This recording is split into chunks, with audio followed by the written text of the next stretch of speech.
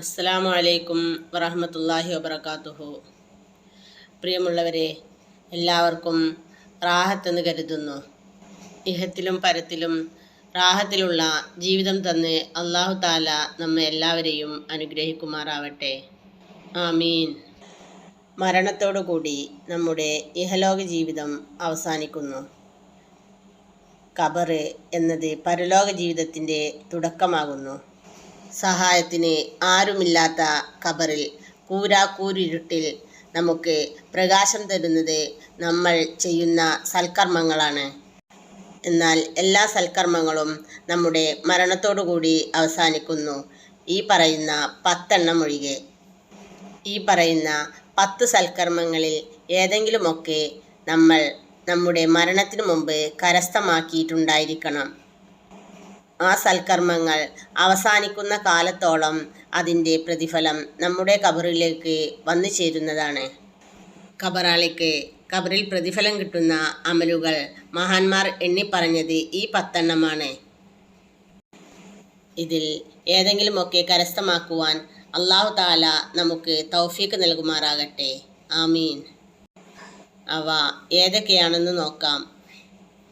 ഒന്നാമത്തേത്, അവനവൻ വിതരണം ചെയ്ത വിജ്ഞാനം. നമുക്കുള്ള അറിവ് മറ്റുള്ളവരിലേക്ക് എത്തിച്ചു കൊടുക്കണം. കുട്ടികൾക്കും സുഹൃത്തുക്കൾക്കും ബന്ധുക്കൾക്കും ഒക്കെ ഏറ്റവും അധികം നിലനിൽക്കുന്ന സമ്പത്താണിത്. ഉദാഹരണം, നവവി ഇമാം എഴുതിയ കിതാബുകൾ ഇന്നും ദർസുകളിൽ ഓതുന്നു. അതിൻ്റെ പ്രതിഫലം ദിവസവും മഹാന്റെ ഖബറിലേക്ക് എത്തിക്കൊണ്ടിരിക്കുന്നു. രണ്ടാമത്തേത്, മക്കളുടെ പ്രാർത്ഥന. അത് മക്കൾ ഹയാത്തിലുള്ള കാലത്തോളം മാത്രമേ ലഭിക്കൂ. 3, ഫലവൃക്ഷങ്ങൾ നട്ടുപിടിപ്പിക്കുക. ആ മരത്തിലെ ഫലവൃക്ഷങ്ങൾ ഭക്ഷിക്കുന്നത് മൂലം അതിൻ്റെ പ്രതിഫലം, അത് മനുഷ്യരായാലും പക്ഷികളായാലും ഭക്ഷിച്ചു കഴിഞ്ഞാൽ അതിൻ്റെ പ്രതിഫലം നമ്മുടെ ഖബറിലേക്ക് എത്തിക്കൊണ്ടിരിക്കും. 4, ജാരിയായ സദക്ക, വഖഫ് ചെയ്യുന്ന സദക്ക. പള്ളിയിലേക്കോ മദ്രസയിലേക്കോ യതീമുകൾക്കോ നൽകുന്ന വഖഫ് ചെയ്ത സ്വത്ത്. ഇതിൻ്റെ പ്രതിഫലം മുസ്ലിം ബാക്കിയാവുന്ന കാലത്തോളം ഖബറിലേക്ക് കിട്ടിക്കൊണ്ടിരിക്കും.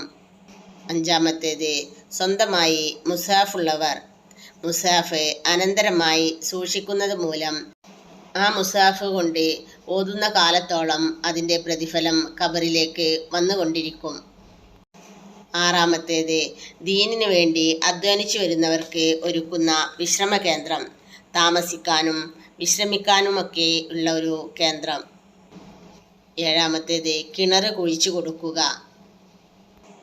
ആ കിണറിലെ വെള്ളം ഉപയോഗിക്കുന്ന കാലത്തോളം, അല്ലെങ്കിൽ ഒരു തോടോ പൈപ്പ് ലൈൻ കൊണ്ടുപോകാനുള്ള സ്ഥലമോ വിട്ടുകൊടുക്കുക. ആ വെള്ളം ഉപയോഗിക്കുന്ന കാലത്തോളം നമുക്ക് പ്രതിഫലം ലഭിച്ചുകൊണ്ടിരിക്കും. 8, സാധുക്കൾക്ക് വീട് ഉണ്ടാക്കി കൊടുക്കുക. 9, ദിക്ർ പഠിക്കാനും പഠിപ്പിക്കാനും പറ്റുന്ന കേന്ദ്രങ്ങൾ ഉണ്ടാക്കി കൊടുക്കുക. പള്ളി മദ്രസ ഒക്കെ ഇതിലുൾപ്പെടും.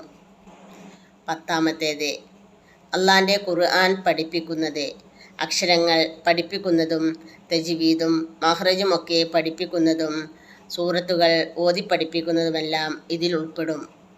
ഇത്രയും അമലുകളിൽ നമുക്ക് പറ്റുന്ന അമലുകൾ ചെയ്തു വെച്ചാൽ നാളെ ഖബറിലേക്ക് അതിൻ്റെ പ്രതിഫലം എന്നും നമുക്ക് ലഭിച്ചു കൊണ്ടിരിക്കുന്നതാണ്.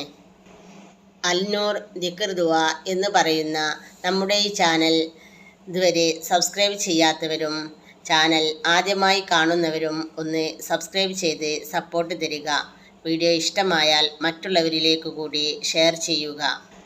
ഇൻഷാ അല്ലാ അടുത്ത വീഡിയോയിൽ കാണും വരെ അസ്സലാമു അലൈക്കും. ദുആ വസിയ്യത്തോടെ.